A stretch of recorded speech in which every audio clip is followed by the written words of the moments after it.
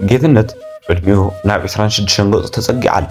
እቲ ንእስ ዕድሜኡ ከም ንጉሆ ፀሓይ ኩልዕ ዘብል እኳ እንተኾነ ኣብ ውሽጡ ግን ከም ነዊሕ ዓመታት ዝተጓዓዘ ዓብይ ሰብ ዝስምዖ ናይ ብሕትውና ስምዒት ነበረ። ጌትነት ቁም ነገር ዘለዎ ልውሃት ዝመልኦን ንነገራት ዓሚቕ ትርጉም ዝህብን መንእሰይ እዩ። ሓደ ምሽት ጌትነት ኣብ ጫፍታ ከተማ ኮይኑ ናብቲ ናብ ምዕራብ ዝትሕል ዘሎ ፀሓይ ይከታተሎ ነበር። እቲ ሰማይ ብቐይሕን ብርቱካንን ሕብርታት ተመሊኡ ንዕኡ ግን ሓደ ነገር ዝጎደሎ ስእሊ እዩ ዝመስሎ። ፍቕሪ ንኹሉ ሰብ ትበጽሕ ንዓይ ግን መንገዳ ዝጠፍኣ ትመስል ኢሉ ብልቦ ጉረምረመ። ጌትነት ኣብያተ ክርስቲያን፣ ስራሕ፣ ስፖርት ማእከል ኩሉ ቦታ ይኸይድ እዩ። ምስ ብዙሓት ሰባት ይራኸብ፣ ይስሕቕ፣ ይጻወት። ነገር ግን ናብ ገዝኡ ተመሊሱ እታ መፍትሕ ኣብቲ ማዕጾ ክትሽክርከር እንከላ ዝስማዕ ድምፂ ናይቲ ዝጽበዮ ዘሎ ጽምዋ መኽፈቲ እያ ትኾን። ኣብ 26 ዓመቱ ስራሕ ሒዙ ርእሱ ዝቕለሉ ግዜ ኮይኑ እታ ክፈትወካ ትብል ናይ ልቢ መለከታዊት ቃል ኣብ ገጹ ክትቃላሓ ይትስምዓን። ኣፍቃሪት ምሳን ንጌትነት ብቑዓይ ኮንኩን ድየ ዝብል ሕቶ ዘይኮነስ እታ ንዓይ እትኸውን ነፍሲ ኣበይ ትህሉ ዝብል ናይ ናፍቖት ሕቶ እውን እዩ ነይሩ። ጌትነት ዝተወለደሉ እዋን እታ ንእሽተይ ገዛ ብሓጎስን ብትንፋስን ዝተመላእትሉ ኩነታት እዩ ነይሩ። ወለዱ ነዊሕ ዓመታት ውሉድ ብናፍቖት ክጽበዩ ድሕሪ ምጽላሕ ጌትነት መልሲ ጸሎቶም ኮይኑ ይመጽዩ። እታ መዓልቲ እቲኣ ዝናብ ብኸምኡ ዝበለ ሰላማዊ መንገዲ ይዘንም ነበረ። ከምቲ ስሙ ድማ ጌትነት ኢሎም ሰየምዎ። ክብሪ፣ ሞገስን ጽባቐን ህይወት ሒዙ ዝመጸ ፍጥረት። ኣብ ሓንቲ ምቾቱ ሰፈሪ ተወሊዱ ኣዲኡ ንፈለማውያን ኣሕቑፋ ክትሕዘን ከላ እቲ ኣብ ገጹ ዝነበረ ህዳት እዚ ህፃን እዚ ዓብይ ሰብ ክኸውን እዩ ዘብል ነበረ። ጌትነት ካብ ንእስነቱ ጀሚሩ ከም ካልኦት ቆልዑ ጭውጭታ ዝበዝሖ ኣይነበረን። ብኣንጻሩ ብዓይኑ ንነገራት ተዓዝዩ ትርጉም ዝደሊ ህድእ ዝበለ ቆልዓ ነበረ።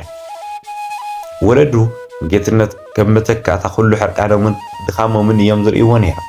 ንሱ ነቲ ስድራ ቤት ሓድሽ ብርሃን ሒዙ መፅዩ። ካብኡ ፈዲኡ ጀሚሩ ሰብ ናብ ዓይኒ ክትምት እንከሎ ዘይኮነስ ንሱ እዩ ናብ ዓይኒ ሰብ ብዓሚቕ ዝጥምት ነይሩ። እዚ ድማ ፀኒሑ ተሸገሮ ዓሚቕ ናይ ፍቕሪ ጥሜት መሰረቱ ካብ ዝተለዓለ ይመስል። ከምታ ኣብ ማእከል በረኻት ትበቁል ጽብቕቲ ዕምበባ ጌትነት እውን ኣብታ ትሑት መነባብሮ ዝነበራ ስድራ ቤት ከም ክቡር ዕንቁ ኮይኑ እዩ ተወሊዱ።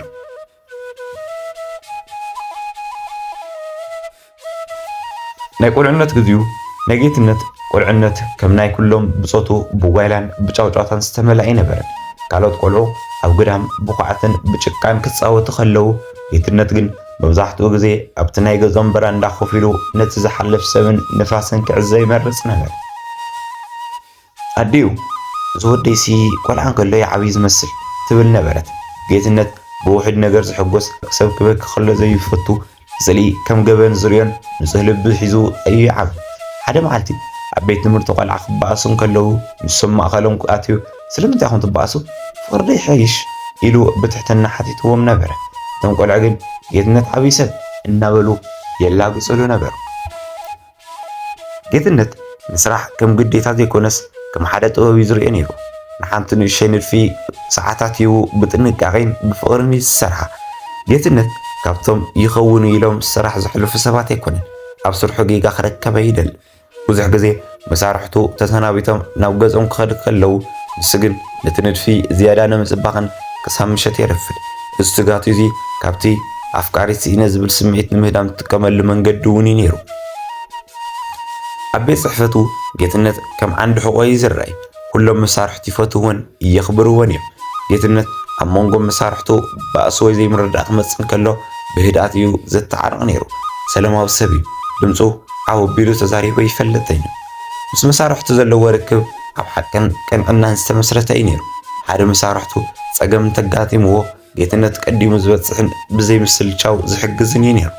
መሳርሕቱ ጌትነት ስራሕ ይፍቕሩ እናበሉ ይዋዘዩ እዮም። ንሱ ግን ኣብ ውሽጡ ነታ ንስርሑ ተፀባበቕ ንኽብሪ ስርሑ ተካፍል ናይ ልቢ መላፍንቲ ይናፈቕ። ጌትነት 26 ዓመቱ ምስ መልአ እቲ ጎበዝ ተምሃራይ ነይሩ። ትጉህ ሰራሕተኛ እዩ ዝብል ናይ ወለዱ ውዳሰን ናብ ካሊእ መልክዕ ተኸይለ። ሕጂ ወለዱ ብፍላይ ድማ ድዩ ብዛዕባ ስርሑ ወይ ብዛዕባ ጥዕንኡ ዘይኮነስ ብዛዕባ እታ ክትመጽእ ዘለዋ ጓል እዮም ዝጭነቑ ነይሮም። ሰንበት ሰንበት ጌትነት ምስ ስድራ ቤቱ ምሳሕ ክበልዕ እንከሎ بتعلال بسلام يجمر مو دحر قرب دقيقة جن أديو بزينات جمر قدنت ودي تمال ود حفتي قال كده نفسيم كده يحوس مسلك صاغ مع زي غد بسنة قال سيت سنة عين راح يزعورك كذا لمر تقوله أبو دم أبو جنم ودي أدمينا جوديو نحنا خلنا قرع خاخن رأي يتمنيتنا سبب حدا إذا خبر ودي إنه ولو كلاتي والسقل جيتنا نزج غزق سمع خلو لبو بغان زي عتمل نسو أفكاري سينيلو كحزن كله ولا دقن كم تعداقا خير كاز قزا نقر حدار قبر ترحي بلو نسو زدليا فغري بجغجغن بتأزاز انك تمزي كونيت الشدي من مخنم سالكم يبل حدا قزي نمو زايلو عدي قن مهم نقر نحنا خد مرسلكا صبقتي جوا تمرت زلتا نابلا كصبصباي جمرة إذا قزي جيتنت زيادة سمواي سمو نساتم زدلي واقوال زي كونس نسو نلبي الترداء قوالي يزدلي يلبوش تحس ولد زدلي واقوال نايس درع جيتنت زدلي اقن ناي نفسيا ازي ناي ولدو سقطي جيتنت كابوزا حرحان مشات دما عرفي دخاتن مخنيات يخونا اتان اشتغزا كابني عرفت بوتا نامناي حتن جقجقان مدرخ تغير أديو حدا معلتي سئلة عن طوال لرعايو زي أسكميت ريا بلتو جيتنت نتسلت أميتو في الشغبانة تابقال صبوتيا جن نعوتو مزخونا يمسلوتو أدي فقرب سلي كونن بلبي يبلا أدي جن تصاب زي مراد لب ده قوي ما تسبيه كمسلكا إلى نو إلى ملستلو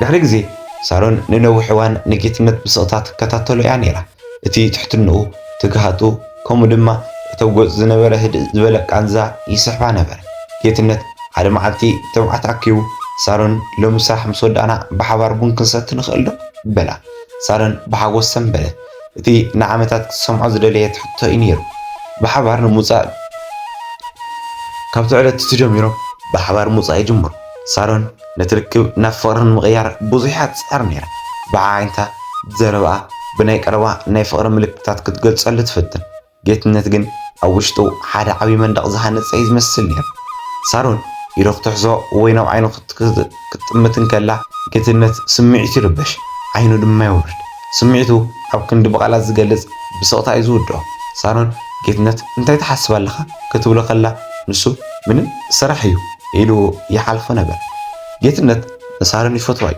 يخبر علمه ነገር ግን እቲ ነዊሕ ዓመታት ብውሽጡ ዝዓቆሮ ኣፍቃሪት ምስኣን ዝብል ፍርሒ ሕጂ ጓል ምስርኻ እውን ክለቀ ይከኣለን ንሱ ስምዒቱ ክገልጽ እንከሎ ተቐባልነት ክስእን እየ ዝብል ስጋት ነበሮ ሳሮን ብወገና ጌትነት መስተንክር እዩ ግን ንልቡ ክኸፍቶ ዝኽእል መፍትሕ ኣበይ ይርከብ እናበለት ትጭነቕ ጌትነት ምስ ሳሮን ምስተላለየ እቲ ናይ ወለዱ ተስፋ ዝነበረን እቲ ወለዱ ዝጨቕጭቕዎን ነገር ክፈትሕ ሓሲቡ ነይሩ ግን ድማ እቲ ምስ ሳሮን ዝነበሮ ግዜ ጻናይ ጻንሒት ግዜ እውን ብዙሕ ኣይሰደረን ነይሩ ምክንያቱ እውን ናይ ዝምፍልላይ ሰበብ በዓል እዩ ነይሩ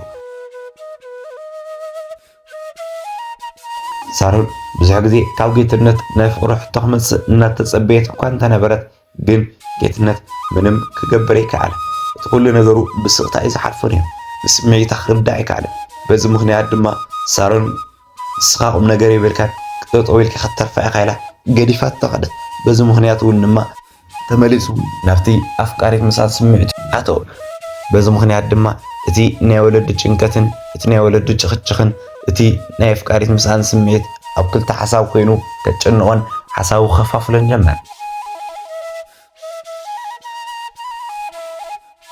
ጌትነት ኣብዚ ሰዓት ኣፍቃሪት የብሉን ክሳብ ዝዕድሚኡ እውን ምንም ኣፍቃሪት ሒዘ ይፈልጥን እዚ ድማ ዝኾነሉ ብናት ፀገም ስምዒት ወፂኡ ብዘይ ምግላፅን እቲ ነጓላት ዝነበሮ ዓብይ ስኽፋንን እዩ በዚ ድማ ኣብዚ ሰዓት ወለዱ ሓዳር ግበር እናበሉ ይጨቕጭቕዎ ነበሩ ወለዱ ዘምጥሎ ከይምርዖ ንሱ ዝደልያ ጓል ንኽምርዖ ይድልየቱ ግን ድማ የለን እንታይ ክገብር ከም ዘለዎ ጨኒቑ ወይ እሞ ኣፍቃሪ ስኢነ እንታይ ክገብር ትመኽሩኒ ይብለና ኣሎ እስኪ ኣሕዋት እንታይ ክገብር ከም ዘለዎ ምኽርኩም ኣብ ኮመንት ለግሱሉ ሰናይ